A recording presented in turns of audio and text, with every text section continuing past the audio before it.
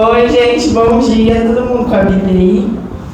Se vocês tiverem, abram no capítulo, em Romanos, capítulo 8, versículo 28 ao 30, por favor. Romanos 8, Romanos 8, versículo 28 ao 30. Ave Maria é a página 1457. 1457, nessa daqui que é a Ave Maria, tá? Eu perdi o versículo. 28 ao 30. Tá. Alguém não achou? Vamos dar uma olhada. É a pastora, é o...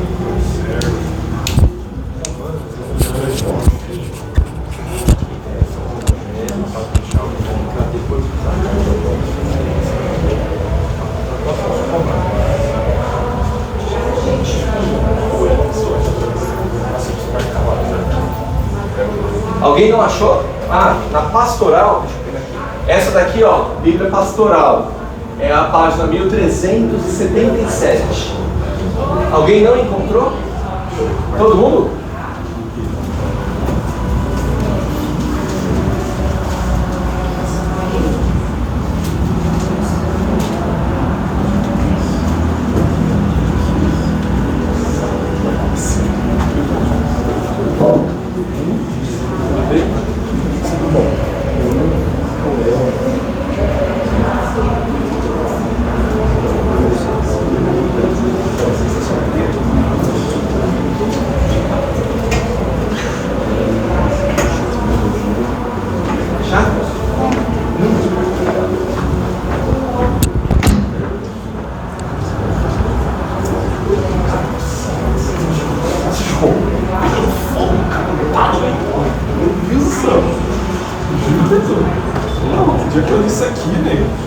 Todo mundo?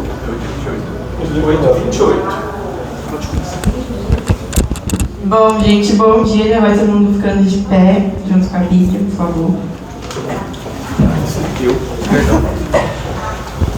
Em nome do Pai, do Filho e do Espírito Santo.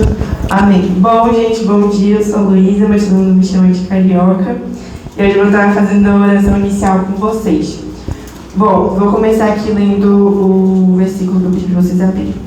Aliás, sabemos que todas as coisas concorrem para o bem daqueles que amam a Deus, daqueles que são os eleitos segundo os seus desígnios, os que ele distinguiu de antemão, também os predestinou para serem conformes à imagem de seu Filho, a fim de que este seja o primogênito entre uma multidão de irmãos. E aos que predestinou, também os chamou, e aos que chamou, também os justificou, e aos que justificou, também os glorificou. Bom, gente, às vezes a gente se pergunta por que Deus permite o mal acontecer. Às vezes uma amizade que se rompeu, às vezes um emprego que não deu certo do seu pai ou da sua mãe, ou até mesmo do seu. Uma prova que você não passou, alguém que você ama ficou doente ou aconteceu algum acidente. E às vezes a gente também se pergunta, por que aquilo não deu certo? Eu queria tanto que aquilo desse certo. Mas a gente tem duas respostas para essa pergunta, dois casos. E bom, o primeiro caso, às vezes Deus permite esse mal, mas com a finalidade de a gente glorificar Ele no final, da gente estar mais perto dele. Bom, por exemplo, um pouquinho antes de eu me converter, eu tinha umas amizades que eu gostava muito, muito mesmo, mas no final elas não deram certo, eu me afastei, aconteceram algumas coisas, mas depois eu entendi que elas não eram para mim. Que ao meu ver, na minha opinião, eu não teria me convertido 100% se eu continuasse com aquelas amizades. Às vezes também, por exemplo, quando eu morava lá no Rio, o emprego da minha mãe não deu certo. E aí, depois que eu me mudei para São Paulo, enfim, eu entendi que não era para ser mesmo, porque eu me mudei. E quando eu me mudei também para cá, eu também senti que eu me aproximei muito mais de Deus, do Senhor, enfim. E aí tenho mais um versículo aqui para ler para vocês, mas não precisa abrir, que é João capítulo 11, versículo 4. A essas palavras disse-lhe Jesus: esta enfermidade não causará a morte, mas tem por finalidade a glória de Deus. Por ela será glorificado o Filho de Deus. Com que eu quero dizer isso? Que às vezes a gente tem algum problema, Só que Deus permite a gente passar por aquele problema para no final a gente estar mais perto dele. E bom, a gente tem a segunda resposta, o segundo caso para essa pergunta, que é a gente buscar esse mal. Mas como assim? A gente nunca quer o nosso mal, a gente nunca quer o mal da nossa vida, né? Mas, por exemplo, não sei se vocês conhecem aquele caso dos ovos no porta-malas. Foram 4 jovens para a balada e 3 deles estavam no carro. E eles foram buscar uma menina durante esse caminho. E aí, quando eles chegaram na casa dessa menina, a mãe dela falou assim, a mãe dela já estava preocupada, não queria que ela fosse, e falou assim, vai com Deus, filha. E ela falou, só se ele for no porta-malas, porque o carro está cheio. Mas alguém sabe o que aconteceu no final? Bom, no final aconteceu um acidente, os 4 jovens faleceram e tinha ovos dentro do porta-malas e os ovos não quebraram, o porta-malas ficou intacto. Ou seja, às vezes Deus tenta falar com a gente, só que a gente impede a obra dele na nossa vida, às vezes a gente quer ser o próprio Deus na nossa vida e não permite ele fazer o bem na nossa vida. E às vezes a gente não quer escutar, porque a mãe daquela menina não queria que ela fosse, Deus provavelmente tentou falar com ela através da mãe, e ela não quis escutar. Bom, agora eu queria que vocês fechassem os olhos, colocassem a mão no coração. E pode deixar a Bíblia, quem quiser pode deixar a Bíblia no banco. E aproveitar que a gente está nesse tempo de quaresma agora, que é um tempo de reflexão. E eu queria que vocês escutassem, pudessem escutar mais a voz de Deus na vida de vocês, alguém que te deu um conselho, ou às vezes você foi dar um conselho para alguém, que às vezes pode ser Deus através de você tentando falar com alguém, ou Deus tentando falar com você através de alguém. E olhar mais para si mesmo, entender que a gente não é tão bom assim, que a gente não é o Deus da nossa própria vida, e que sim, Ele tem um plano melhor, maior para a nossa vida, e que a gente pode escutar mais o outro, tentar entender, agora nesse tempo de quaresma, que é um tempo de reflexão, e às vezes pode sim vir algo maior de algo ruim na nossa vida. E foi o que eu falei, todas as coisas cooperam para o bem daqueles que amam a Deus. Então, se você tem fé, crê nele, que sim, pode sim vir um plano maior da sua vida a partir de algo ruim. Enfim, gente, é isso. Pai nosso que estás nos céus, santificado seja o vosso nome, venha a nós o vosso reino, seja feita a vossa vontade, assim na terra como no céu. O pão nosso de cada dia nos dai hoje, perdoai as nossas ofensas, assim como nós perdoamos a quem nos tem ofendido. E não nos deixeis cair em tentação, mas livrai-nos do mal. Amém. Estivemos reunidos e permaneceremos no nome de Deus que é Pai, Filho e Espírito Santo. Amém. Agora eu vou chamar o primo e o André aqui para dar aula. Só o primo. Só de palmas, gente. Pode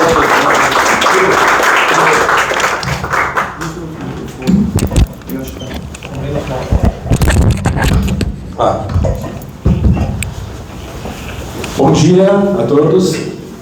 Hoje, como eu estava aqui semana passada, eu expliquei, a gente dividiu a vida de Jesus em 3 partes, que era do porquê que ele se encarnou, vida privada, e agora chegamos na aula de vida pública. Bom, os slides da aula de hoje não tem muita coisa, não tem nada escrito nos slides, é só para ficar mais, porque eu vou simplesmente contar para vocês o que os evangelhos nos relatam da vida de Jesus, do que Jesus veio aqui fazer, de tudo que ele fez, parábola, milagre, enfim. Então, não se preocupem muito com os slides, se preocupem mais com o que eu estou falando.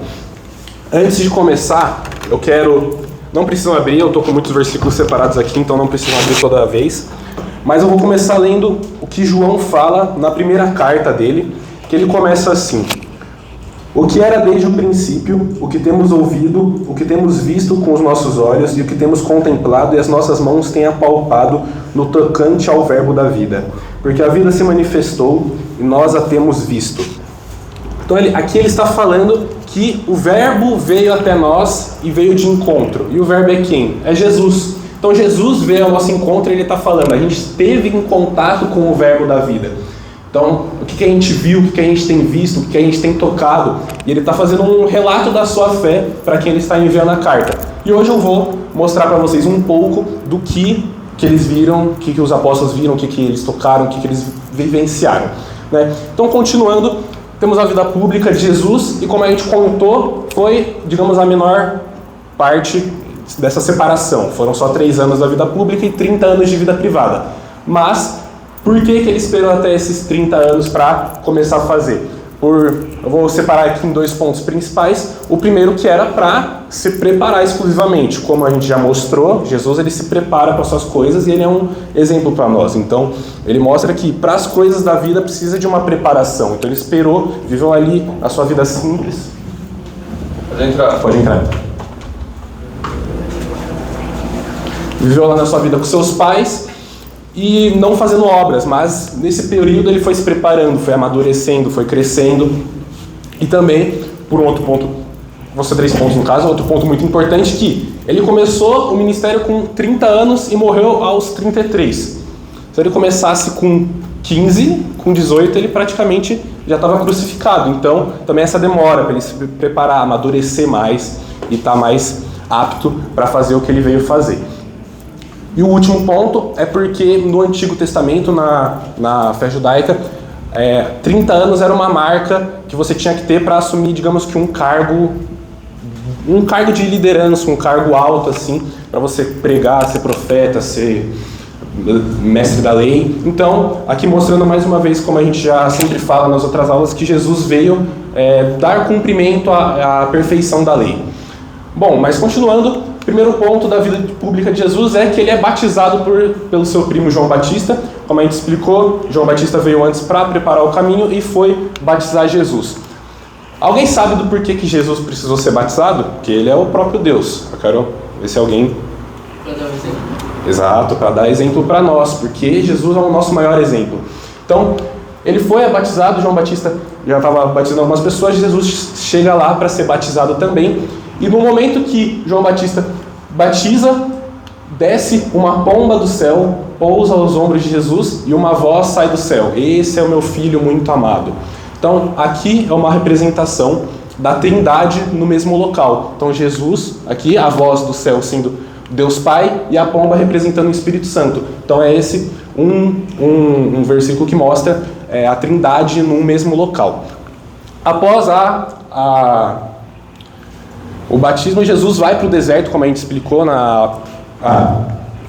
como a gente falou na aula de Quaresma. Ele foi, e antes do seu ministério público, ele ficou 40 dias jejuando nas tentações, se preparando também para o ministério. Mas a vida de Jesus ela é marcada por milagres e parábolas, como a gente muito bem sabe, e hoje eu vou passar por alguns com vocês, para vocês entenderem. Como eu disse, os slides são só representativos, não tem nada demais, então só foquem no que eu estou falando. O primeiro milagre que acontece, onde Jesus realiza esse primeiro milagre, é as bodas de Caná.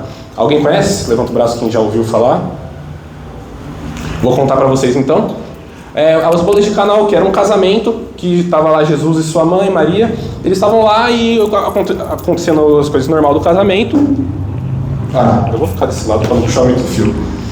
Mas acontecendo as coisas do casamento normal, e aí Maria chega para Jesus e fala: "Olha, acabou o vinho da festa, acabou o vinho da celebração, e aí, o que vamos fazer?" Jesus, na dele, de boa, fala assim: "Ainda não chegou a minha hora", porque ele sabia que a mãe dele estava querendo que ele fizesse alguma coisa. Mas ele falou: "Ainda não chegou a minha hora, não compete a nós essa situação." Mas daí ela escuta isso, vira para os servos lá do casamento e fala: "Faz tudo o que ele vos disser", e vai embora. E Jesus vai e dá a ordem aos servos de pegar 6 talhas de água. Talhas tipo uns baldes muito grandes. Pegar 6 talhas de água e traz para ele. Eles vão no poço, pegam as talhas e volta. E na hora que eles colocam as talhas, Jesus vai e transforma a água em vinho. O primeiro milagre é a transformação da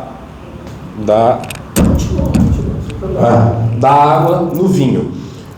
Bom, eu vou destrinchar esse milagre para falar as lições que a gente tira dele. Primeiro, que Maria é a nossa grande intercessora, como a gente fala na igreja. Maria é a mãe de Deus, é a nossa intercessora. Então, isso é uma representação clara da intercessão de Maria. Ou seja, acabou o vinho no casamento e eles precisavam de mais. E ela chega para Jesus e fala: "Olha, acabou o vinho." E mesmo Jesus falando: "Não compete a nós e ainda não chegou a minha hora", por obediência à sua mãe, ele vai e realiza esse milagre. Porque ele fala que não compete a nós e ela, como se falasse, tudo bem, mas você vai fazer mesmo assim porque eu sou sua mãe e estou pedindo. E ele vai e atende o pedido de sua mãe e realiza o milagre. Pode entrar. Pode entrar. Continuando. Vou pegar aqui. Vamos lá. O primeiro ponto é a intercessão de Maria que eu queria mostrar para vocês. E nessa questão de a gente sempre poder pedir e recorrer a ela para levar as nossas orações a Cristo. Porque ela percebe o que está faltando. Ninguém chegou para Maria e falou, olha, acabou o vinho. Ela olhou, percebeu que estava algo de errado e foi falar com Jesus. Então a Maria ela tem esse olhar de mãe com a gente, e ela percebe o que tem de errado e vai levar a Jesus as nossas preces. O segundo ponto que eu queria trazer é a questão da transformação da água para o vinho. O que essa transformação da água para o vinho simboliza? Quando Jesus transforma a água em vinho, depois vão levar esse vinho para o mestre de cerimônias do casamento. Então ele vai, pega o vinho, toma, e aí ele vai fazer um anúncio público lá no casamento e fala: normalmente nos casamentos vocês na época, vocês servem o vinho melhor antes, e quando os convidados estão embriagados, vocês servem o vinho pior depois. Porém, aqui nesse casamento foi diferente e vocês serviram o vinho melhor depois. Ou seja, o que a transformação da água para o vinho está mostrando para a gente? De uma vida com Jesus. O vinho simboliza amor, alegria. Então, a gente tem um amor, tem uma alegria antes, e depois dessa transformação tem uma vida muito melhor com Jesus, porque foi Jesus que transformou, né? E isso é representado nessa passagem, porque o mestre fala, antes, nos casamentos normais, vocês servem o vinho melhor e depois o pior, só que aqui vocês serviram o pior e depois o melhor, que foi o vinho que Jesus transformou. E outro milagre, outro ponto que eu quero trazer é a questão da nossa participação, porque Jesus, ele sempre pede a nossa participação nos milagres. Muita gente pensa que, eu vou pedir só e vou esperar sentado e vai acontecer. Gente, não vai acontecer, porque Jesus, ele pede a nossa participação, e eu vou mostrar isso em todos os milagres que eu mostrar aqui, mas ele quer a nossa participação em tudo que acontece. Então, para transformar a água em vinho, os servos tiveram que ir buscar as talhas de água. Então, se eu quero vir aqui dar aula no Crisma, se eu quero vir pregar, se eu quero vir servir no altar, e peço para eu fazer um bom serviço, peço para vir dar uma boa aula, não precisa ser só em questão de igreja. Para as coisas da vida, eu preciso fazer a minha parte. Quero achar um trabalho, vou ter que buscar o trabalho. Porém, eu faço a minha parte e Jesus vai fazer a parte dele. Eu posso buscar 6 talhas de água, mas eu não consigo transformar água em vinho. Quem transforma é Jesus. Porém, o trabalho árduo é meu, só que Jesus que realiza o milagre. Conseguiram entender?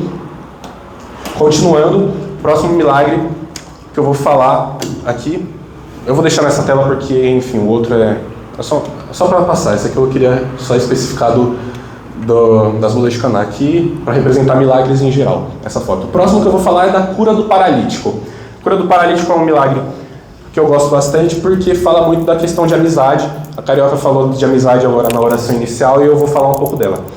A cura do paralítico é a seguinte: Jesus estava numa casa e tinha muita gente ao redor dessa casa vendo ele falar, porque a fama de Jesus estava crescendo conforme ele realizava os milagres, acontecia as coisas. Então Jesus estava com a fama crescendo, então ele estava numa casa e tinha muita gente ao redor para escutar o que ele tinha para falar, para ver se ele fazia alguma coisa e prestar atenção nos ensinamentos. Então chega um grupo de pessoas e com um paralítico no leito. Só que não tinha como entrar na casa, porque a casa, como eu disse, ela estava lotada, estava transbordando de gente. E aí eles falaram: a gente vai levar o nosso amigo paralítico para Jesus e ele vai curar, porque a gente tem fé. Só que não dava para entrar, eles falaram: vamos entrar por onde? Pelo teto. E eles subiram no teto da casa, quebraram o teto e desceram o leito. Desceram o paralítico lá no leito, colocaram lá. E Jesus olha para o paralítico e fala: que fé bonita sua, seus pecados estão perdoados. E aí os fariseus da época, os fariseus eram os mestres da lei, eles ficam indignados com o que Jesus disse, porque ele falou: com que autoridade você está perdoando os pecados do paralítico? Não é só Deus que consegue perdoar os pecados? Com que autoridade você faz isso? E aí Jesus fala: para mostrar que o Filho do Homem tem autoridade aqui na terra, para perdoar. Ele fala, o que é mais fácil? Falar, levante e anda, ou os seus pecados estão perdoados? Ele fala, para mostrar que eu tenho autoridade de perdoar os pecados, eu ordeno, levante e anda. E o paralítico levantou e andou. O que esse milagre nos mostra? Primeiramente, a questão que eu falei da participação, de ter fé. Ele olha para o paralítico e fala, que fé bonita a sua, seus pecados estão perdoados, e depois cura o paralítico. Mas foi só pela fé do paralítico? Não. Foi pela fé de quem? Dos amigos que levaram o paralítico até Jesus. E aí que cabe a questão da amizade que a gente sempre comenta, que a gente sempre ouve, que eu não preciso largar os meus amigos que me levam para o mau caminho, que eu consigo continuar de boa. Gente, seus amigos vão te levar para outros caminhos, e os amigos certos vão te levar para Jesus, como mostra aqui nessa parábola. O paralítico sozinho, muitas das vezes a gente está numa situação que a gente sozinho não consegue chegar até Deus, está desmotivado por N motivos, está acontecendo muita coisa, eu estou triste em casa e não consigo. Mas como é bom ter um amigo que pega na mão e fala, não, vamos lá, vamos na missa, vamos no retiro, vamos no grupo de jovens, vamos servir. Para isso que a gente serve os amigos. A gente nasceu para viver em comunidade, né? A sociologia já fala disso. Então, aqui a importância dos amigos. E, como eu falei... acho que eu vou dar na voz, hein? Continua falando. E, como eu falei, na questão de fé, e também para Jesus, aqui ele já começar a dar uma afrontada aos fariseus da época, que contestavam muito ele em todas as suas ações. Ele fala, o que é mais fácil? Falar seus pecados estão perdoados ou levante e anda? Porque falar seus pecados estão perdoados, qualquer um pode falar, não tem defeito ou não. Mas ele fala, para mostrar que eu tenho essa autoridade, eu vou falar, levanta e anda, toma teu leito e vai embora, e o paralítico levanta e anda. E ali ele já está se revelando ser o Messias, está mostrando que ele consegue realizar milagres, e que ele que tem a autoridade de realizar esses milagres. Porque eles perguntaram, com que autoridade você faz isso? Ele fala, para mostrar que o Filho do Homem tem a autoridade de fazer isso, eu ordeno, levanta e anda, toma teu leito e vai embora. Então aqui é Jesus já falando que ele é o Filho do Homem, o homem Deus, para mostrar que ele é o Filho do Homem e que ele veio ser o Messias. O próximo milagre é a questão do Jairo. Aqui são dois milagres que acontecem no mesmo lugar, que é a questão de Jairo e da mulher sangrenta. O que acontece? O Jairo era um cara lá, que ele chega a Jesus e fala, olha, minha filha está muito doente, tá quase morrendo, você não pode ir lá, porque Jairo sabia de Jesus, tinha fé, e Jesus fala, vamos lá. E ele começa a andar na rua, começa a ir em direção à casa de Jairo, porém, como eu falei, Jesus realizando suas obras, pregando, realizando milagre, a fama de Jesus estava muito alta. Então, ele começou a andar e uma multidão começou a comprimi-los.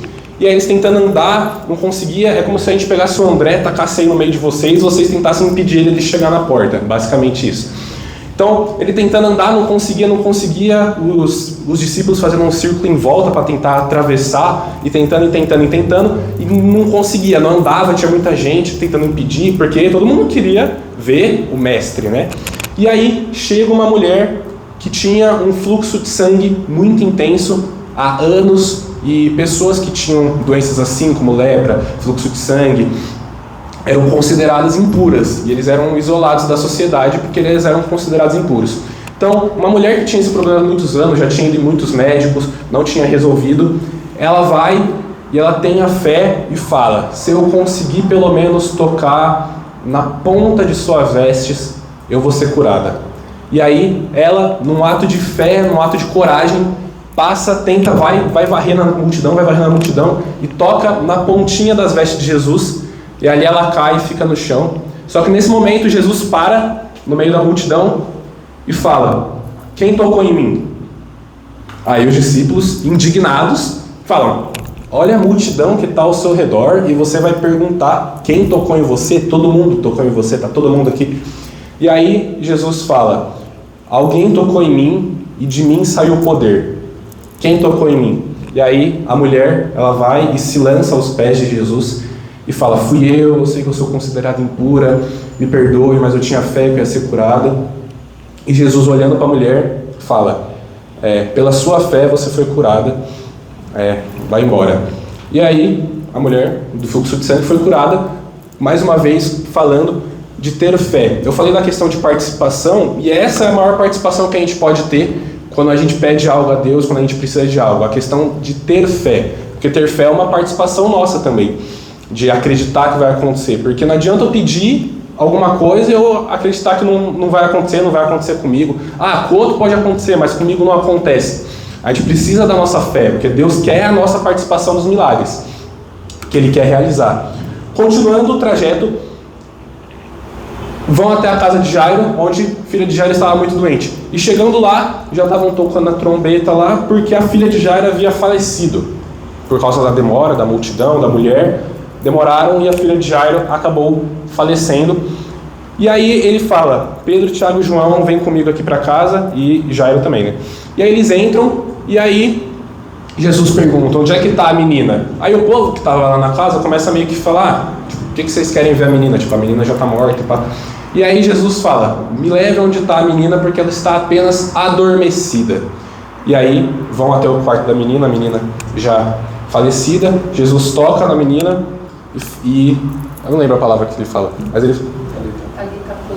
Como? Talita cum. Qual é o significado? Eu esqueci. Levanta a menina.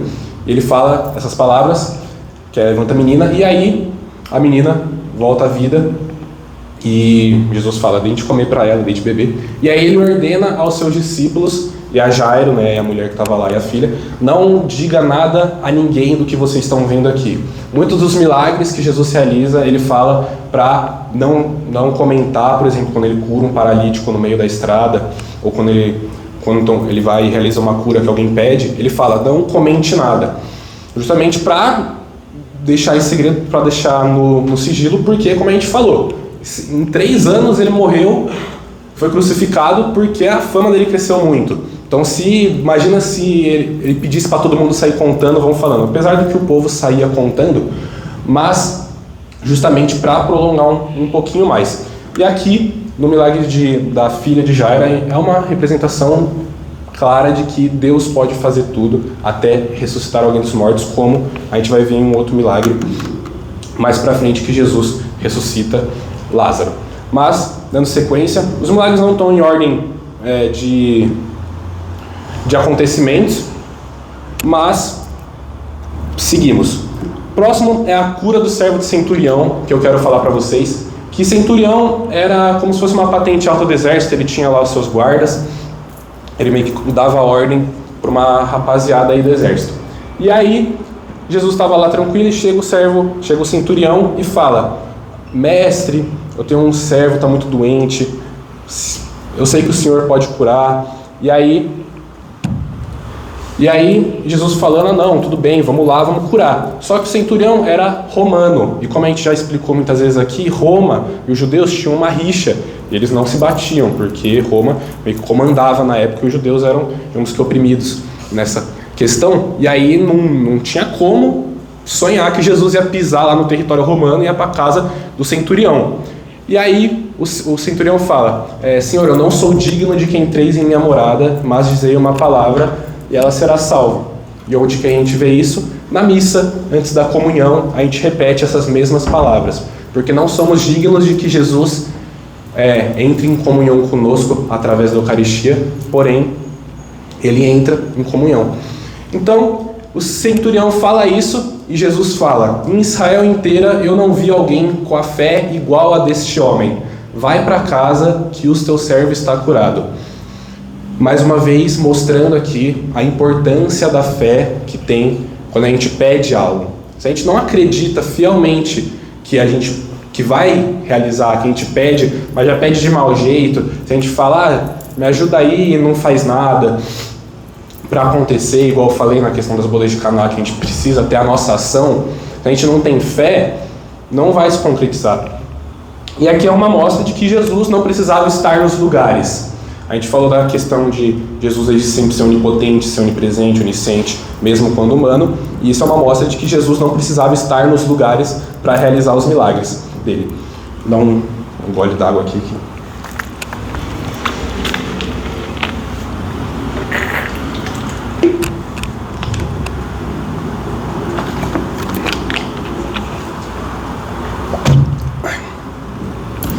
Próximo milagre é questão de Lázaro, como eu comentei. Alguma coisa? Questão de Lázaro, o que acontece? Lázaro era um amigo muito próximo de Jesus. Jesus tinha esse amigo. E aí, chegou aos ouvidos de Jesus que Lázaro estava doente. E ele falou, tranquilo, estamos de boa. E aí, depois, mais pra frente, chega a notícia de que Jairo faleceu. Lázaro faleceu. E aí ele chega aos seus discípulos e fala, a gente precisa ir lá para a cidade de Lázaro, porque ele está muito doente, está adormecido. Aí os discípulos falam, se ele está só adormecido, então a gente não precisa ir para lá, né? Só que os discípulos não tinham entendido que ele estava se referindo que Lázaro havia realmente morrido. Aí ele fala, Lázaro morreu, vamos até lá. E aí eles demoram até chegar lá, 4 dias. E aí quando eles chegam lá, já na porta da cidade, Lázaro tinha 2 irmãs, que era Marta e Maria. Quando eles chegam na porta da cidade, Marta já se taca ali no chão e começa a chorar e fala, se você tivesse chegado antes, você poderia ter curado, ele não teria morrido, e ficar se lamentando ali, e muito em prantos, porque o irmão dela havia falecido. E aqui nós podemos ver a maior representação da humanidade de Jesus, porque vendo essa situação da irmã de Lázaro aos seus pés, chorando, e tendo seu amigo próximo falecido, Jesus chora. E aqui é a maior representação que a gente vai ter da humanidade de Jesus, que Jesus chorou com essa situação. E Jesus chora ali, e aí Marta fala, se você estivesse aqui, e Jesus fala, tens fé? Eu vou ler porque eu separei. Eu deixei separado aqui, mas ela fala, Jesus fala, Senhor, se tivesse estado aqui, meu irmão não teria morrido, mas sei também agora que tudo que pedires a Deus, Deus te concederá. Disse-lhe Jesus, teu irmão ressurgirá. Respondeu-lhe Marta, sei que há de ressurgir na ressurreição no último dia. Disse-lhe Jesus, eu sou a ressurreição e a vida. Aquele que crê em mim, ainda que esteja morto, viverá. E todo aquele que vive e crê em mim jamais morrerá. Crês nisso? Respondeu ela, sim, Senhor, eu creio que tu és o Cristo, o Filho de Deus, aquele que deveria vir ao mundo. Então, depois desse diálogo que eles têm, Jesus pede para irem até o sepulcro que estava Lázaro, e chegando lá, Jesus fala, Pai, rendo-te graças porque me ouvistes. Eu bem sei que sempre me ouves, mas fala assim por causa do povo que está em roda, para que creiam que tu me enviastes. Depois dessas palavras, exclamou em alta voz, Lázaro, vem para fora. E o morto saiu, tendo os pés e as mãos ligados com faixas e o rosto coberto por um sudário. Ordenou então Jesus, desatai-o e deixe-o ir. Aqui, a gente sempre comenta da questão de Jesus ser exemplo para nós em tudo que ele faz. E isso não se exclui na questão da oração. Jesus está sempre orando ao Pai, justamente para ter esse contato de pai e de filho, mas para mostrar para a gente a questão que a gente também precisa orar. Como eu falei, Jesus ficou 40 dias no deserto, a gente também fica, porque Jesus é o nosso maior exemplo. E Jesus foi ser batizado para dar exemplo para nós. Então, aqui aqui é a representação mais clara do que ele fala. Ele chega lá no sepulcro e ora em voz alta e fala, rendo-te graças, porque eu sei que o Senhor me ouves, mas eu estou mostrando aqui para as pessoas do porquê que eu faço isso, para mostrar que o Senhor me ouves. Então aqui ele está mostrando que se a gente clamar e se a gente pedir, Deus vai escutar. E aqui ele mostra que a gente precisa orar ao Pai para que a gente consiga realizar as nossas obras aqui. Entenderam? Aqui e último, eu vou falar de mais 2 milagres, mas são bem rapidinhos. Que o primeiro é aqui, um milagre que eu gosto bastante, não é exclusivamente um milagre, mas é uma situação boa. Os discípulos estavam no barco remando, lá de noite já, e estava todo mundo no barco, incluindo Jesus, só que está uma tempestade que está quase para virar o barco, tá raio caindo, tá chovendo, tá ventando, e o barco tá quase pendendo, e aí os discípulos estão tentando lá remar, não estão conseguindo, porque a tempestade está muito forte, e eles estão, a gente vai cair, vai virar o barco e a gente vai morrer. E aí eles acordam Jesus, mexem lá em Jesus, se o senhor conseguir fazer alguma coisa aí, seria de grande agrado. Jesus vai e fala, dá só aquele sinalzinho e a tempestade já acalma, o barco fica tranquilo e o barco segue viagem normal. O tempo cessou e os discípulos ficam maravilhados, falando, quem Quem é essa pessoa que até o tempo obedece às suas ordens? E aqui, por que eu gosto muito desse...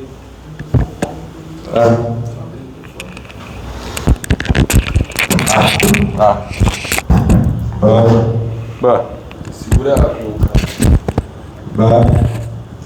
Por que eu gosto bastante dessa passagem específica? Porque ela representa muita gente, muitas das vezes. Porque quantas vezes a gente está na vida vivendo, tendo situações que a gente pensa que não vai dar, não vou conseguir, vai virar meu barco, vou acabar minha vida aqui. Vai ser. Eu vou na voz, então. Mas quantas vezes a gente está numa situação na nossa vida e a gente pensa que a gente não consegue, não vai dar, o barco vai virar, tá tudo balançando, tá tudo mal, só que daí a gente esquece que Jesus está no barco com a gente.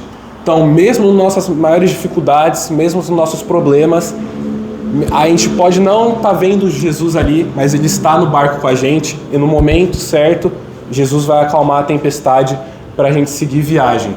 Então, lembre-se sempre disso, de que Jesus está sempre com vocês no barco. Jesus nunca abandona a gente e Ele está sempre no barco conosco.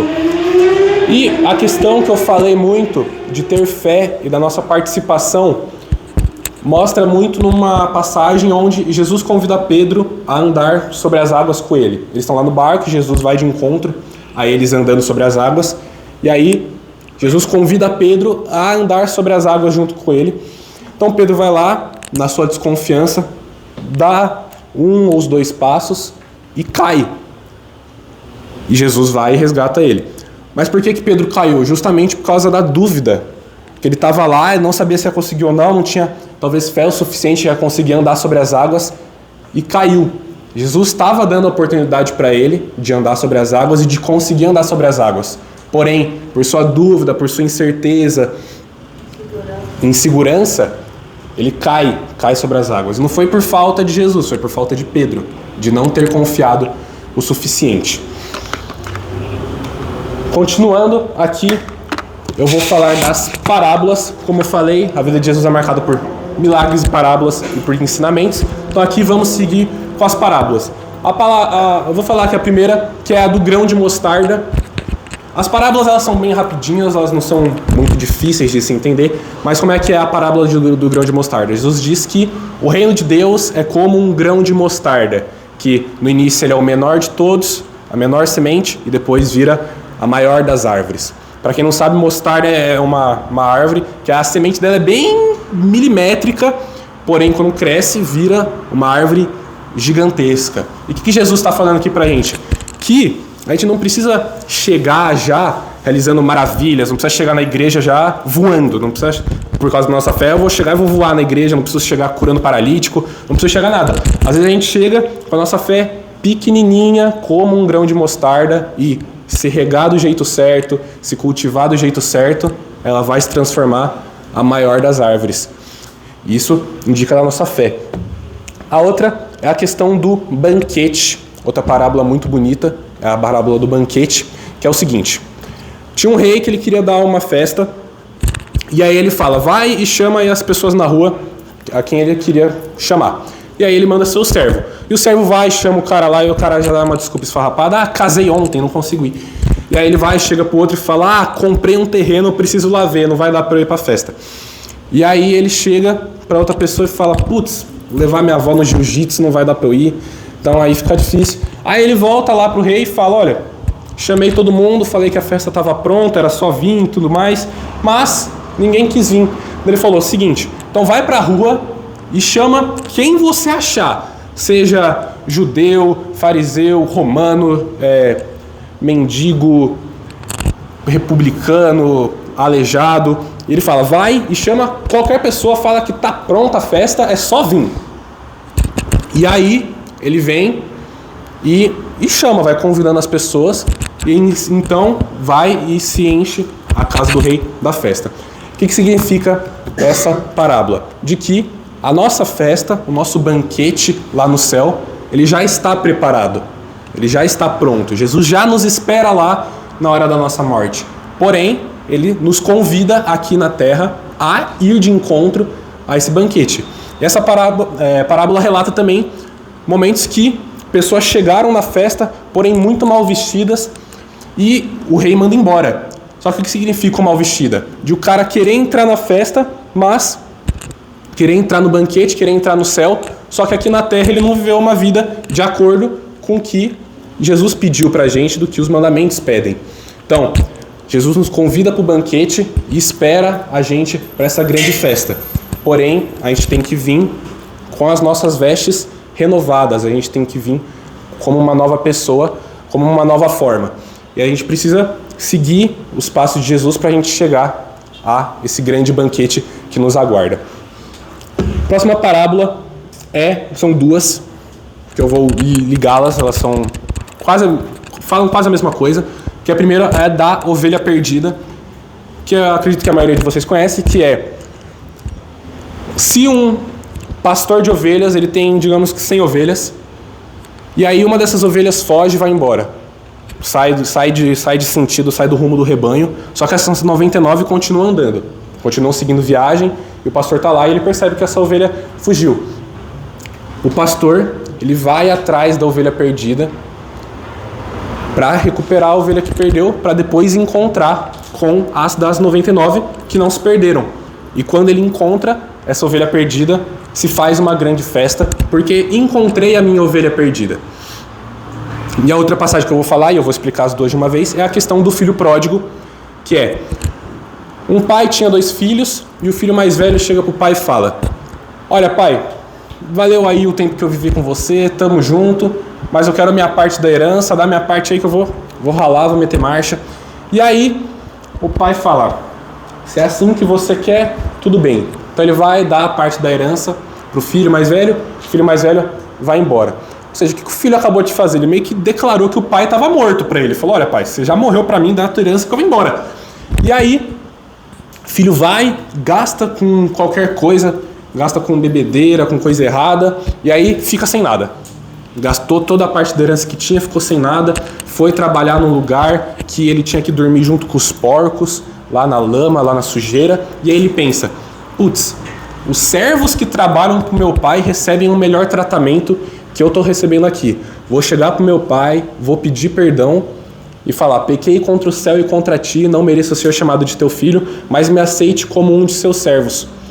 E ele decide fazer isso. Então ele sai de onde ele estava e vai de encontro à casa do pai.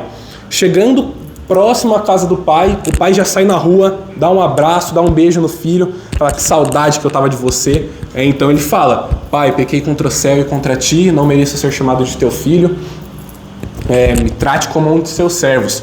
Só que ele manda: traz vestes novas, um anel novo e sandálias para o meu filho, e mate o melhor cordeiro que a gente tem, porque a gente vai dar uma festa, porque o meu filho que estava perdido voltou a casa.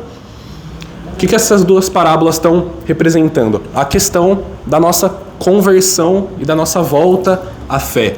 Ou seja, a gente está aqui junto com as 100 ovelhas, e a gente se desvia e sai do caminho, sai da fé, vai para as coisas erradas da vida. Então, Jesus vai ao nosso encontro e nos resgata novamente e traz para cá, e a gente continua seguindo aqui. E se faz uma grande festa no céu, justamente pelas pessoas que saíram e voltaram, mas pelas pessoas que Jesus trouxe. Por quê? Porque era a hora de fazer festa. Na questão do filho pródigo, o filho mais novo pergunta ao pai: pô, eu tô sempre aqui com você, nunca saí, nunca fiz nada, nunca te desobedeci, e você tá fazendo festa pro cara que saiu e voltou? Tipo, e aí? E aí ele fala: cabia a hora de fazer festa, agora era a hora de fazer festa porque o seu irmão e o meu filho voltaram. Então, é exatamente isso. Quando uma pessoa se converte, ou quando uma pessoa que estava fora da igreja volta para a igreja, volta na fé, a seguir o caminho certinho, se faz uma grande festa no céu, porque a pessoa que estava perdida voltou. Isso não significa que as pessoas que estavam aqui eram menos importantes e não precisavam fazer festa, mas era porque era a hora de fazer festa, porque alguém voltou. Seria a mesma coisa que, por exemplo, aqui o André e o Pedrinho são irmãos, todo mundo sabe. Aí o André vai faz uma viagem de 3 anos e o Pedrinho continua aqui. Na hora que o André volta, fazem uma grande festa de recepção para o André, justamente porque era a hora de fazer festa, o André voltou. Entenderam? E assim a mesma coisa com quem se converte, com quem volta para a fé. E a última parábola, antes da gente continuar a aula, é a parábola dos talentos. O que acontece? A parábola dos talentos, um dono de uma terra, ele vai viajar e ele tem 3 servos. E aí pro primeiro servo, ele vai e dá 5 talentos. Fala, faz o que você quiser com esses 5 talentos aí, quando eu voltar, eu decido o que a gente vai fazer. Aí, pro outro servo, ele dá 2 talentos e pro último servo ele dá 1 talento. Só uma coisa. Talento é dinheiro. Não, falei. Pode falar. Tá. Talento era uma grande quantidade de dinheiro. Tá?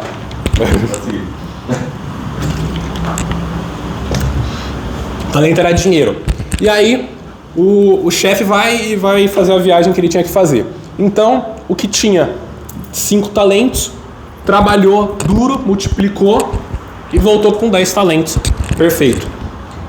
O cara que tinha 2 talentos, trabalhou também árduo e multiplicou. Tinha 2, ficou com 4. E só que o cara que tinha 1 talento, por medo e por falar, não vou conseguir, não vou fazer nada, vou me prevenir e vou esconder o meu talento. Vou enterrar na terra e deixar lá, esperando o chefe voltar. O chefe volta e aí ele fala, e aí, o que vocês fizeram? Cadê os talentos? Que é um seu? Aí o primeiro fala, olha, tinha 5, o senhor me deu 5, devolvi 10 aqui, ó, maravilha. Aí o chefe falou, opa, você é o cara. E aí o segundo que tinha 2 e entregou 4, o cara fala, você é brabo, você multiplicou seus talentos também, você é o melhor.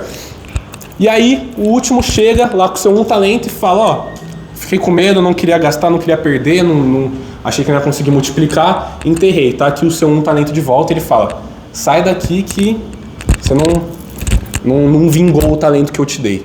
O que essa parábola está falando? Justamente dos dons e dos frutos que Deus nos dá. Ou seja, Deus me dá as capacidades que eu tenho para fazer as coisas que eu faço. Se eu não trabalho isso, se eu não vingo isso, eu não vou multiplicar os meus dons, eu não vou multiplicar os meus talentos. Por exemplo, eu dou aula, gosto de dar aula, gosto de vir aqui falar para vocês e consigo, o André, Ivan, confia em mim para vir dar aula. Se eles precisam de mim e eu falo, hoje não vai dar, não vou conseguir, eu não vou estar multiplicando os meus talentos para conseguir alcançar o coração de vocês. Não vou multiplicar os meus talentos e não vou alcançar vocês. Jesus vai olhar para mim e vai falar, olha, você não vingou o dom que eu te dei, você não vingou o talento que eu te dei, vai-te embora. Entendeu? Então sempre é importante a gente analisar o que a gente precisa fazer para melhorar, sempre estar em constante evolução. Continuando a aula, chegamos ao ponto ápice, digamos assim, que é o Sermão da Montanha. O Sermão da Montanha, ele é basicamente onde Jesus chegou e falou, lançou tudo, fez a maior canetada do século. É engraçado porque ano passado eu dei essa aula também e eu reli o Sermão da Montanha para poder explicar e eu fiquei maravilhado com o que eu estava lendo, porque é muito bonito o Sermão da Montanha. Esse ano eu vim dar essa aula de novo, reli o Sermão da Montanha e fiquei maravilhado de novo porque os ensinamentos que estão nesse sermão são maravilhosos. Mas Jesus eu vou começar falando aqui na questão que Jesus fala para a gente não julgar os outros. Porque ele fala, não julgueis, porque só quem julga é o Pai que está nos céus. Da mesma forma que você julga o outro, você vai colocar uma régua no outro e aí você vai ser julgado nessa mesma régua. Então se você julga seu amigo do lado, você vai ser julgado da mesma forma. E aqui ele fala, não julgueis e não sereis julgados, porque do mesmo modo que julgardes, sereis também vós julgados e com a mesma medida que terei medido. Porque olhas a palha que está no olho do teu irmão e não vês a trave que está no teu? Como ousas dizer ao teu irmão, deixa-me tirar a palha do teu olho? Hipócrita, tira primeiro a trave do teu olho e assim verás depois a palha do teu irmão. Então Jesus está falando o quê? Olha primeiro para você, conserta primeiro você, antes de você querer dar palpite na vida dos outros, antes de você querer ir falar mal dos outros.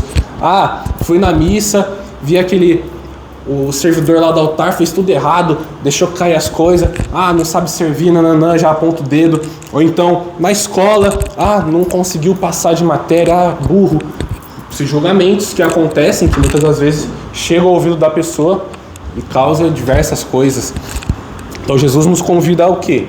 Olhar primeiro para nós, ver a trava que está no nosso olho, para antes e depois eu poder comentar do próximo. Não é comentar julgando. Se a gente vai comentar do próximo, a gente tem que comentar para ajudar o outro. A gente não vai comentar para apontar defeito, apontar erro. A gente vai comentar para ajudar o próximo. A outra questão do sermão, tem muitas coisas, o sermão é muito grande, e aqui a gente pega, claro que as principais, mas o sermão ele fala basicamente o que eu vou dizer aqui. Outra questão é a questão dos nossos olhares, maldosos e maliciosos. Olha aqui o que Jesus nos diz. Ouviste que foi dito aos antigos, não cometerás adultério. Eu, porém, vos digo, todo aquele que lançar um olhar de cobiça para uma mulher, já adulterou com ela em seu coração. Se teu olho direito é para ti causa de queda, arranque e o lance longe. Porque é preferível perder-se um só de seus membros do que o corpo ser lançado no fogo. E se tua mão direita é para ti causa de queda, corte a lance longe, porque é preferível perder uma mão do que perder o reino. E ele continua.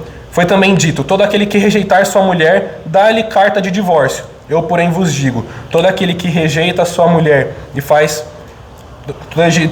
tornar-se adúltera, não se trate de a não ser... Nossa, li tudo errado. Eu, porém, vos digo, todo aquele que rejeita sua mulher e faz tornar-se adúltera, a não ser que se trate de matrimônio falso, todo aquele que desposa uma mulher e rejeita, comete em adultério. O que ele está falando? Ele está falando duas coisas. Primeiro que adultério não é só o ato em si, mas também o que está na nossa cabeça. Então, eu namoro, tenho uma namorada. Se eu namoro, tô com ela do meu lado, mas eu ando e eu tô olhando para as outras meninas e cobiçando elas, falando, nossa, que bonita, queria que fosse a minha namorada. Gente, isso aí já é um adultério pronto no teu coração. Por quê? Eu posso não ter ido lá, não ter flertado com a menina, beijado, enfim, não cometi o adultério físico, mas no meu coração eu tô cobiçando outra mulher que não é a minha, que eu escolhi para estar comigo, escolhi para caminhar comigo. Só uma coisa, você não precisa estar num relacionamento. Você, explica aí. Não, pode falar. Se você não tem namorado, mas mesmo assim fica olhando para outras pessoas, desejando possuir ela, pelo corpo dela, isso também é errado, tá? Isso também é considerado adultério. E o Privo deu o exemplo de olhar para as mulheres, mas para as mulheres que olham para os homens também é a mesma coisa. E aqui ele também comenta a questão, outra questão do adultério, que é dos casais que se divorciam. É uma questão um pouco complicada, porém ele fala que no passado falavam que se você quer se separar, dá a carta de divórcio, está separado, se você casou. Porém, como a gente já viu lá em Gênesis, fala, quando você se casa com alguém, quando você assume compromisso perante a Deus com a pessoa, a sua carne e a da pessoa é uma só. Isso perante Deus. Isso não se separa, porque não tem, eu não posso separar algo que Deus uniu, porque foi Deus que uniu. Entendeu? Aqui ele comenta da questão, a não ser que for matrimônio falso, mas a questão de matrimônio falso são outras questões, a gente deixa mais para aula de matrimônio. Mas aqui ele fala que mesmo que eu casei, eu não posso me separar, porque uma vez casado, estou casado. Porque eu assumi um compromisso perante a Deus. Fui lá no altar, jurei, e ali assumi um compromisso. Então minha carne e da pessoa viraram uma só. Então mesmo que eu não viva mais, me separe, e eu for ficar com outra pessoa, eu vou estar cometendo adultério com a primeira que eu casei. Porque a minha carne ainda está interligada na dela perante Deus. E ele comenta disso. Outra coisa que ele comenta... é a questão agora uma questão um pouco mais pegada, que muita da gente fica nessa luta, mas de amar o teu inimigo. Jesus prega muito isso, de amar o teu inimigo, amar o teu próximo. E ele fala, foi dito, tendes ouvido o que foi dito, amarás o teu próximo e poderás odiar o teu inimigo. Eu, porém, vos digo, amai os vossos inimigos, fazei bem aos que vos odeiam, orai pelos que vos maltratam e perseguem, deste modo serei os filhos do vosso Pai que está no céu. Por que ele fala isso? Porque ele continua, ele fala, porque o mesmo sol que o Deus faz nascer sobre a sua cabeça é o mesmo sol que ele faz nascer sobre a cabeça do teu inimigo, daquela pessoa que você fala mal. Então, não necessariamente fala mal, mas daquela pessoa que também falou mal de você, que aquelas pessoas que a gente pode ter ou não alguma rixa. Jesus convida a gente a perdoar e amar o teu inimigo, e ele comenta, ores por essas pessoas que nos cometeram mal. Porque ele fala, do que adianta eu ser que nem os hipócritas e os republicanos da época, que gosto só do meu amigo e odeio meu inimigo. Que recompensa que eu tenho fazendo isso? Jesus nos convida a sermos diferentes, a sermos melhor. A gente olhar para o nosso inimigo e demonstrar compaixão para ele, aquela pessoa que nos fez mal, aquela pessoa que falou mal de mim para todo mundo, falou mal de mim, que fez maldade comigo, fez bullying. Ou então aquela pessoa que a gente fala mal, aquela pessoa que a gente faz bullying, que a gente fala pelas costas, Jesus nos convida, chega para essa pessoa e ora, porque ele fala, que recompensa tereis, não fazei assim os próprios republicanos, se saudais apenas vossos irmãos, o que fazeis de extraordinário, não fazem assim também os pagãos? Portanto, sede perfeitos, assim como o vosso Pai Celeste é perfeito. Então Jesus nos convida a dar esse passo para a gente superar o quê? O nosso ego. Aquela pessoa falou tanto mal de mim, falou mal, enfim, é que falar mal é a mesma coisa, mas falou mal, fez bullying, difamou meu nome, e eu vou ter que amar essa pessoa, vou ter que orar para essa pessoa. Jesus nos convida a dar esse passo, da gente engolir o nosso ego, tirar o nosso ego e ser perfeito assim como nosso Pai é perfeito. Claro que perfeito aqui na terra não seremos, mas Jesus nos convida a nos aproximarmos dessa perfeição. E por que Jesus fala tanto dessas coisas? Justamente porque ele fala da questão das duas portas. Jesus no sermão comenta que há duas portas. Uma porta bem larga, bem grande, que todo mundo passa, se você não fizer nada, você vai com a multidão e você entra lá. Porém tem uma outra porta que é estreita, que é a porta do reino dos céus. Que é uma porta, como eu disse, estreita. Por que ela é estreita? Porque ela é mais difícil. Então, essas questões que eu falo de adultério, de amar os inimigos, e não só os seus inimigos, tá? Os seus irmãos também, muitas das vezes eu tenho uma rixa, que Jesus comenta. Se você vai para o altar, se você vai deixar uma oferta no teu altar, e tem uma rixa com um amigo teu, com um teu irmão, com um familiar, deixa a sua oferta lá no chão, vá abraçar o teu irmão antes, que se reconcilie com ele, e depois vai dar a tua oferta. Então Jesus nos convida a sempre estar de perdão ao próximo. Porque justamente por causa que a porta é estreita. A porta, para a gente alcançar o céu, não é uma porta fácil. É difícil, vai exigir sacrifício da nossa vontade, vai exigir que a gente deixe tudo, mas a recompensa é eterna. E aqui, no próprio sermão, onde Jesus nos ensina a oração do Pai Nosso.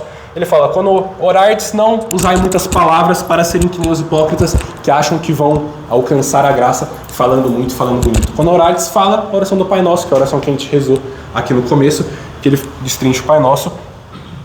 E por que ele fala isso? Justamente porque, depois do Pai Nosso ele fala, porque se perdoastes aos homens as suas ofensas, vosso Pai Celeste também vos perdoará. Então, muitas vezes a gente reza o Pai Nosso, a gente nem presta atenção no que a gente está falando, né? Mas tá lá, perdoai as nossas ofensas, assim como assim como nós perdoamos a quem nos tem ofendido. Então, além da gente pedir perdão a Deus pelas nossas ofensas, Jesus falou aqui no sermão, onde ele ensinou o Pai Nosso, ele falou, se você perdoar o próximo e pedir perdão às suas ofensas, Deus vai perdoar as suas falhas, mas você também precisa perdoar a quem? A quem nos tem ofendido. Às vezes a gente reza o Pai Nosso com pressa e às vezes a gente nem presta atenção no que a gente fala. E o Pai Nosso é muito bonito porque tá efetivado aqui o quê? Pai Nosso. O Pai não é meu, o Pai não é do André, não é do Ivan, não é da Carioca. O Pai é nosso, tanto meu como deles, como dos meus inimigos também. E foi o que ele falou. O mesmo sol que nasce sobre a minha cabeça é o mesmo sol que nasce sobre a cabeça do teu inimigo. E o mesmo Pai que me deu a vida ao teu inimigo também, e ele ama o teu inimigo também. Então, o Pai é nosso. O Pai não é meu, não é dele, é nosso. Nós todos somos irmãos perante a Deus. E é isso que Jesus veio falar nesse sermão, na questão do perdão do próximo, de amar o próximo, de seguir certinho, viver uma vida justa, justamente para a gente chegar na hora da porta e a gente conseguir passar pela porta estreita e não passar pela porta que todo mundo passa.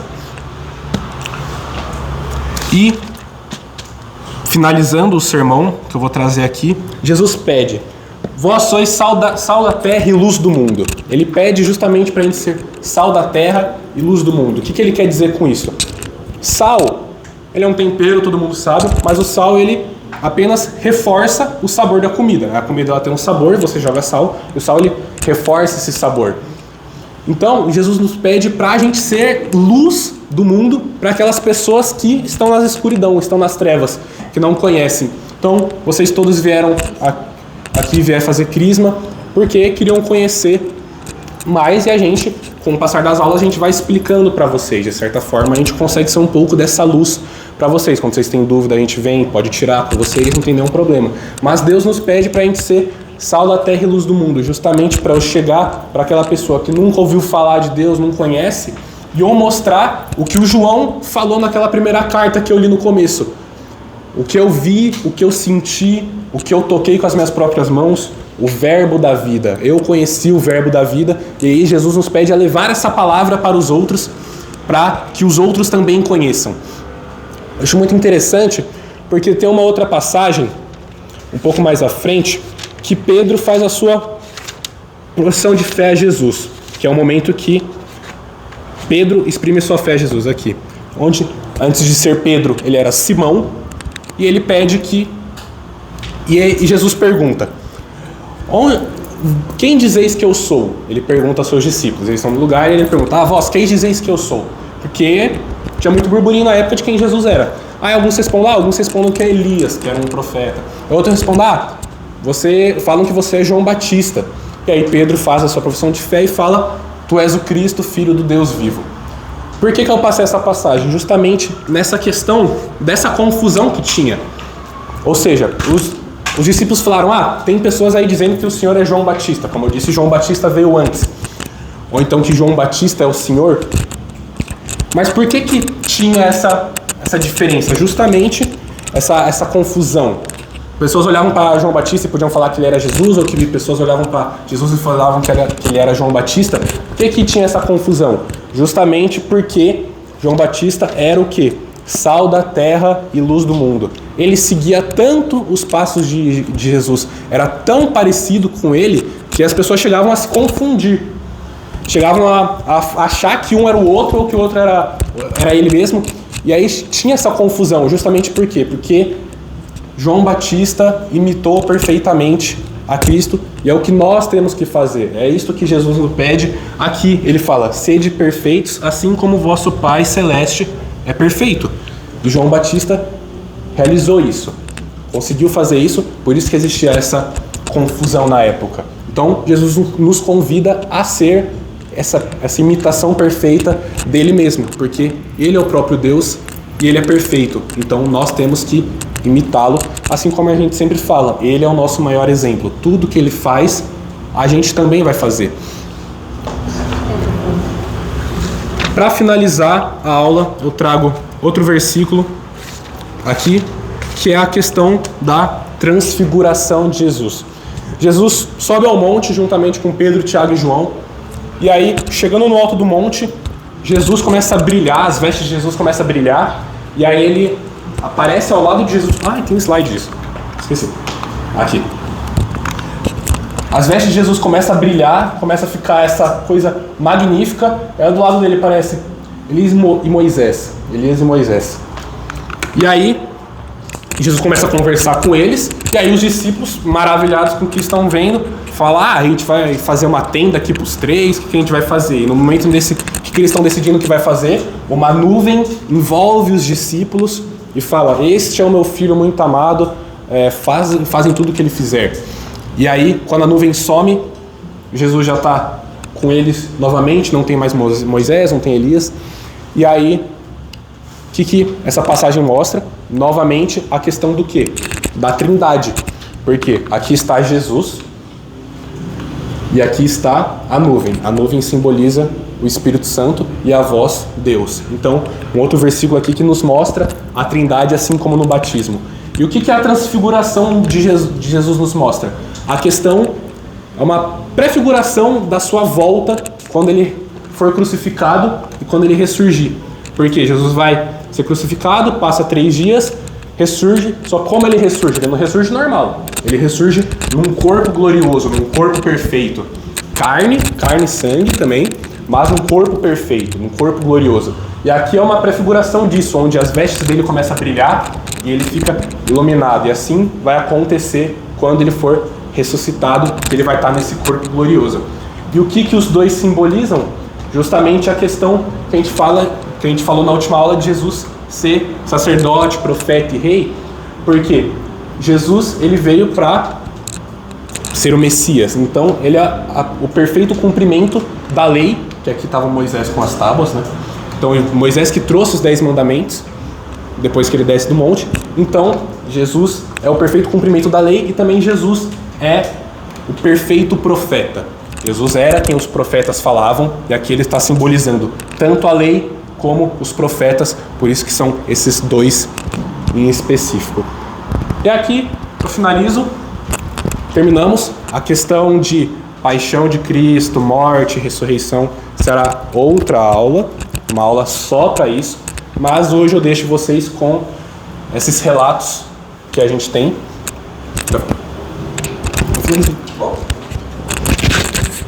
Pessoal, Palmas.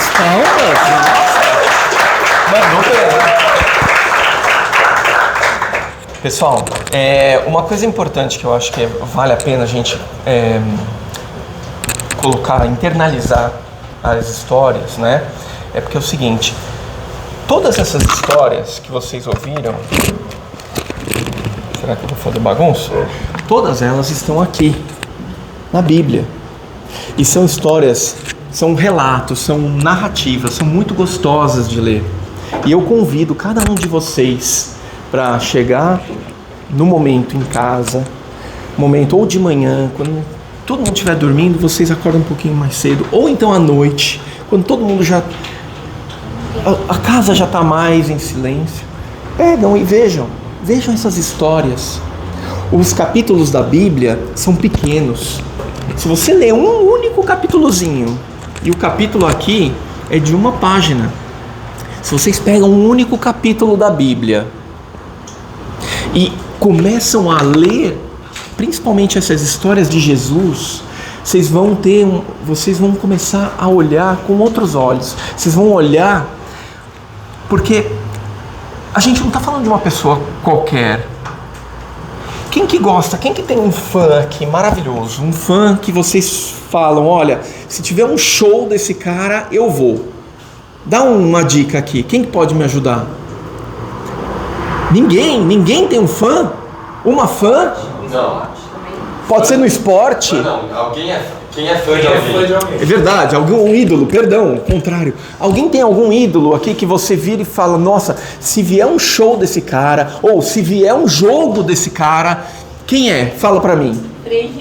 Frei Gilson, nossa, Frei Gilson. E você, por acaso, você entra na internet para saber qual é o que ele está pensando, o que ele está fazendo, não é verdade? Acompanha no Instagram, não é? Quem gosta aqui do Cristiano Ronaldo? Levanta a mão. Ah, sabia. E vocês não sabem que time que ele está jogando? Vocês não acompanham os jogos dele, não é verdade? Vocês não, o Messi, por exemplo, também, você vai lá e vai saber o que está acontecendo, né? Às vezes você pega e vê a biografia daquele artista. Quem é? Rihanna? Não, qual que é o nome de uma artista aí? Rihanna é velha, né, já? A Taylor Swift. Taylor Swift, quem gosta da Taylor Swift?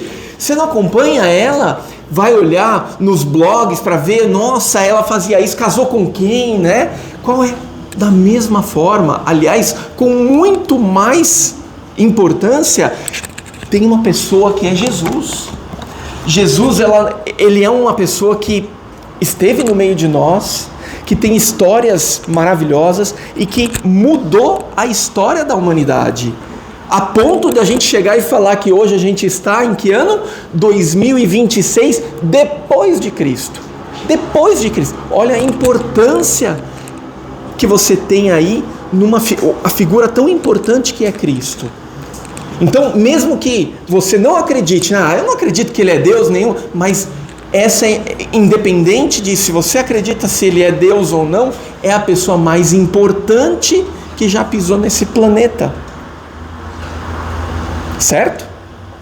E aí, cada história dessa daqui que o Pribo contou, se vocês começam a olhar com mais atenção, ela não é só um relato, não é só uma narrativa, não é só uma historinha que ele está contando na Bíblia, mas ela tem uma profundidade. Ela tem uma profundidade que vai, por exemplo, ele contou a história da filha de Jairo, né? Vou pegando como exemplo aqui. E a filha de Jairo, quando chega lá, ela estava morta, não é verdade? E aí qual que é a palavra mesmo que Jesus fala? Vocês lembram? Quem falou? Talita cum, menina, levanta-te. Levanta-te. E quantas vezes a gente pode se colocar nessa história aqui? E quantas vezes a gente não está meio desanimado, meio triste, deprimido? Muitas vezes a gente está com vontade até de se matar, não é verdade? Eu não aguento mais a minha vida. E se você ouve essa história e se coloca no lugar da filha de Jairo, e é Jesus falando para você, menina, para você, menino, Talita cum, levanta, ganha vida novamente. Aquela vida que para você está meio cinza, acinzentada, ela ganha novamente vida com essas palavras. É para você essa história. Tem uma passagem que eu acho linda demais também, que é quando Jesus ele está indo para Jerusalém e um cego, Bartimeu, ele vai e grita: Jesus! Jesus, tem piedade de mim. E ele era cego. Jesus, tem piedade. E aí o pessoal começa: ei, cala a boca, fica quieto. E ele gritava mais forte: Jesus, tem piedade de mim. Até que Jesus fala: tragam ele para cá. E quando ele chega na frente de Jesus, Jesus pergunta: o que você quer de mim? Gente, Jesus, pelo amor de Deus, você não está vendo que eu sou cego? Você não está vendo? Lógico que ele sabe, mas ele quer que o cego, ele fale, ele externalize aquele problema que ele está tendo. E fale: Jesus, que eu enxergue, que eu olhe. E Jesus só de passar a mão nos olhos, devolve a visão a ele.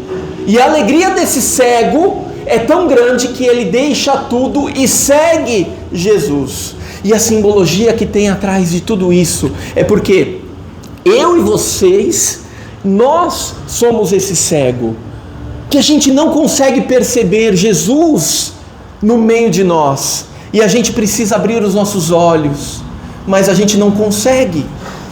A gente deixa essas palavras que o Pribo falou entrarem de um lado e saírem do outro, sem fazer diferença. A gente ouve essas histórias e ela não faz diferença, porque nós estamos cegos no espírito, cegos na alma.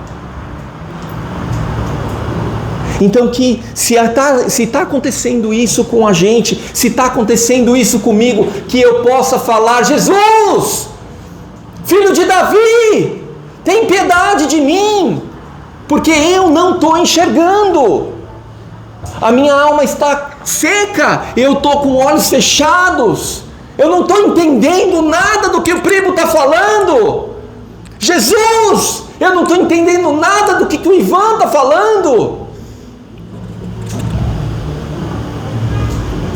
Você se coloca nessa história. Você se coloca em cada uma dessas histórias e Jesus vai abrindo o teu coração, Ele vai respondendo a você cada dia um pouquinho mais, até que os seus olhos eles são sim abertos e você pode fazer que nem o Bartimeu, largar tudo, deixar tudo e seguir Jesus. Então são essas histórias, essa simbologia toda que a gente está passando para vocês, que a gente deseja que vocês abram o coração. Abra o coração para cada uma dessas histórias. Leia as histórias, leia o Evangelho. É pouco. Faz um desafio, você abre em qualquer página. Abre a tua Bíblia em qualquer página e vê o tamanho de um capítulo, é pequeno. Usem isso, tenham esse costume e vocês vão ver uma mudança na vida de cada um de vocês. Vocês entenderam? Alguma dúvida por enquanto? Posso falar? Pode. O que o Ivan está falando que é pequeno, é realmente muito pequeno. O Sermão da Montanha que eu falei, tem muitos ensinamentos, é muito grande. São o quê? 3 páginas. São 3 páginas da Bíblia que eu li que ele relata o sermão.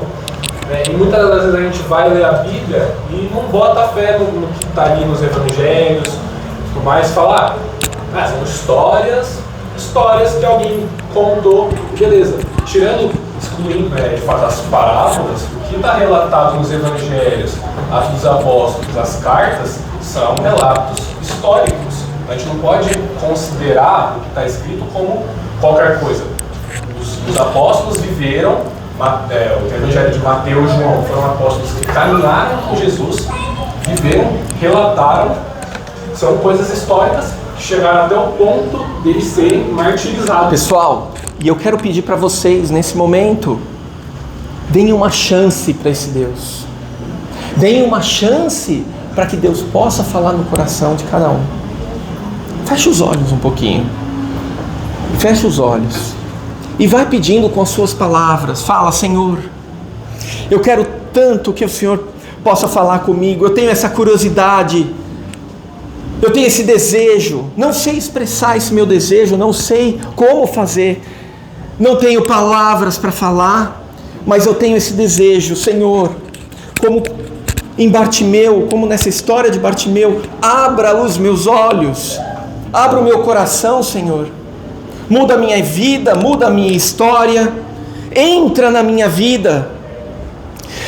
Eu te peço, Senhor, que venha em meu auxílio. Eu tenho minhas dificuldades. Eu estou com dificuldade na escola. Eu estou com dificuldade no meu relacionamento com os amigos.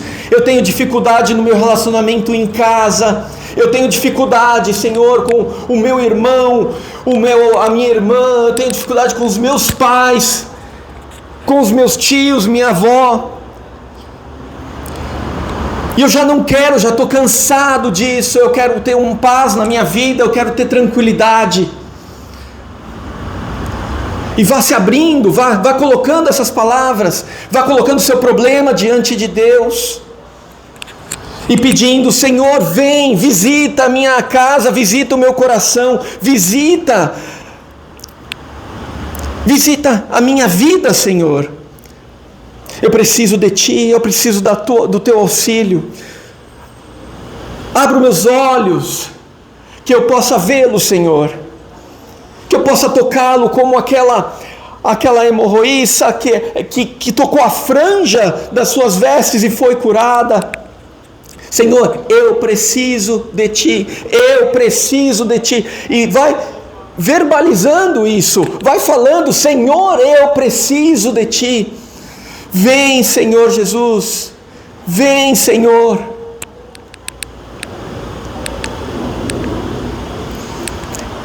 E tenha certeza que esse Jesus, que nunca negou um pedido, Ele vai atender o teu também. Ele vai atender cada um dos seus pedidos, cada uma das suas angústias, dos seus sofrimentos.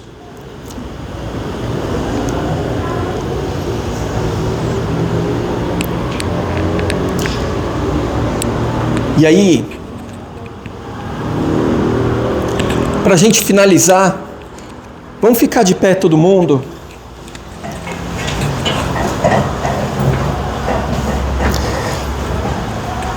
E vamos imaginar que Jesus está aqui na nossa frente hoje. Imagina Jesus na tua frente. Continue de olhos fechados. Imagina Jesus na tua frente. E Ele vai caminhando em tua direção. Ele vai caminhando, você vai percebendo nele um rosto tranquilo, um rosto amigável, um rosto sorridente. Ele vai olhando para você e vai estendendo a sua mão. Essa mão, ela é chagada, ela está machucada, mas Ele não se importa com isso. Continua a estender, olhando nos teus olhos, e Ele vai te oferecendo o colo dele, o carinho dele. Abrace Ele, dê esse passo e abrace esse Jesus, que por muitas vezes mostrou histórias tão antigas, de 2000 anos atrás, mas que Ele quer fazer história na sua vida. E coloque esse Jesus que você está recebendo o abraço dele, coloque Ele na tua vida, convide-o a participar. E você percebe também que não só Jesus está, mas Nossa Senhora também está perto, também está próxima, para nos acolher, nos proteger e nos educar. E rezemos todos juntos uma Ave Maria. Ave Maria, cheia de graça, o Senhor é convosco. Bendita sois vós entre as mulheres, e bendito é o fruto do vosso ventre, Jesus. Santa Maria, Mãe de Deus, rogai por nós, pecadores, agora e na hora de nossa morte. Amém. Estivemos juntos e reunidos em nome do Pai, do Filho, do Espírito Santo. Amém. Vamos